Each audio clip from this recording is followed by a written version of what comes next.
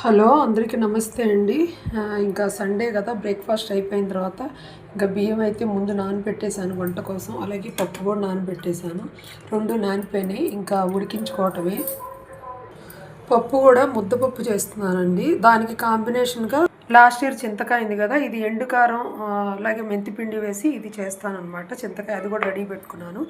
దోసకాయ పచ్చిమిర్చితో పచ్చడి, అలాగే బీరకాయ కర్రీ, ఇది కూడా ముక్కలన్నీ రెడీ చేసి పెట్టుకున్నాను. బీరకాయలో నేను పెసరపప్పు కానీ మొలకెత్తిన పెసలు కానీ వేసి చేస్తాను. దోసకాయ పచ్చడికి అయితే పోపు వేస్తున్నాను, కొంచెం ఆయిల్. ఇది ఏంటంటే ఎండుమిర్చితో చేసుకుంటే మనం మెంతులు అవన్నీ వేసుకుంటాము. ఇప్పుడు పచ్చిమిర్చితో చేసుకున్నాం కాబట్టి దానికి పోపు గింజలు తగిలేటట్టు వేసుకుంటే సరిపోతుంది. మినపప్పు, ఆవాలు, అలాగే దీనికి శనగపప్పు కూడా వేసుకోవచ్చు. ఎండుమిర్చితో అయితే శనగపప్పు వేసుకోకూడదు, బాగోదు. ఇదేంటే మనకి అన్నంలో తగులుతూ ఉంటాయి మనకి పంటి కింద. ఈ పోపుకి ఆయిల్ కూడా ఎక్కువ పట్టదు. మనం కొంచెం ఎండుమిర్చి వేసేసి కొంచెం ఇంగు వేసేసుకొని ఇది పచ్చళ్ళలో కలుపుకోవడం. ఈ పచ్చళ్ళలో పోపు కూడా వేగిపోయింది, కొంచెం ఇంగు వేస్తున్నాను. ఇంకా దీన్ని బౌల్లోకి తీసుకొని పచ్చడి నూరుకోవడమే. ఇది చింతకాయ పచ్చడి కోసం పోపు వేశాను. కొంచెం ఆయిల్ ఎక్కువే పడుతుంది పచ్చడికి. నేను కూడా పచ్చడి కొంచెం ఎక్కువ చేస్తున్నాను 1 వీక్ వరకు ఉండడానికి. 1 టేబుల్ స్పూన్ ఆవాలు వేసుకొని అవి ఎర్రగా వేగనివ్వాలి. తర్వాత అది వేగిన తర్వాత కొంచెం ఎండుమిర్చి, ఇది కూడా వేగిపోయిన తర్వాత స్టవ్ ఆఫ్ చేసుకుని ఇంగు బాగా పడుతుంది, ఇంగు కలుపుకోవాలి. ఇది బాగా వేగిపోయింది, ఇంగు వేసేసి ఇది ఒక బౌల్లోకి తీసుకొని చల్లార్చుకొని అప్పుడు ఎండుకారం మెంతిపిండి అవన్నీ కలుపుకోవాలి. చింతకాయ కూడా కొంచెం మిక్సీ వేసుకోవాలి. జీలకర్ర, మినప్పప్పు, కొంచెం ఆవాలతో బీరకాయ కర్రీకి కూడా పోపు వేసేసాను. ఇది వేగిన తర్వాత పచ్చిమిర్చి, కరివేపాకు వేసుకొని కూర ముక్కలు వేసేయటమే. పోపు వేగిపోయింది, మిర్చి కూడా వేగిపోయినాయి. ఇంకా ముక్కలు వేసేసుకోవాలి. కొంచెం సాల్ట్ వేస్తున్నాను. ఇవి మొలకెత్తిన పెసలండి. దీంట్లో ప్రోటీన్ బాగా ఉంటుంది, అలాగే బి కాంప్లెక్స్ విటమిన్ ఉంటుంది కదా. ఎప్పుడు నేను పెసరపప్పు వేసేస్తా, ఇవాళ ఇవి ఉన్నాయి కదా అని ఇవి వేసి చేస్తున్నాను. మనం ఇంకా వచ్చేది సమ్మర్ కదండి, ఇంకెంతసేపటికి నీరున్న కూరలు సొరకాయ, బీరకాయ, దోసకాయ ఇలాంటివి తింటే మనకి డిహైడ్రేషన్ రాకుండా ఉంటుంది. అప్పటికే ఇంకా ఎండలు వచ్చేస్తున్నాయి, ఇంకా తగ్గిపోయింది చలి కూడా. ఇంకా బీరకాయలో నీరు బాగా ఉంటుంది కదా, ఇంకా మూత పెట్టేసి మధ్య మధ్యలో కలుపుతూ ఉంటే కూర మంచిగా ఉడికిపోతుంది. ఈ చింతకాయ పచ్చడిలోకి కొంచెం ఫ్రెష్ మెంతిపిండి ఒక 2 టీ స్పూన్లు వేసుకోవాలి, మంచి స్మెల్ వస్తుంది. ఇంకా కారం కూడా వేసుకోవాలి.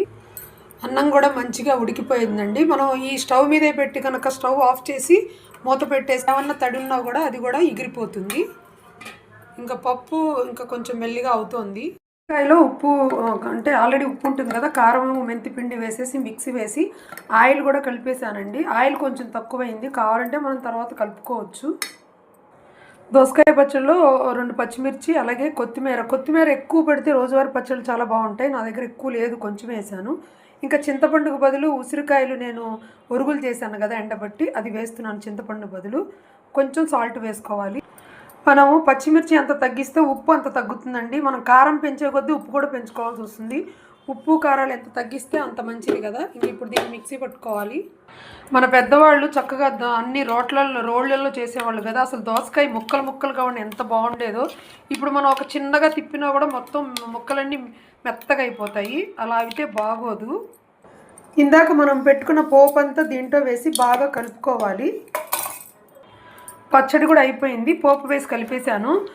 ఇది ఎందుకంటే ఇందాక చింతకాయ పచ్చడి చేసిన జార్లో చేసా కదా, అందుకు కొంచెం ఈ కలర్ వచ్చింది, లేకపోతే గ్రీన్గా ఉంటుంది.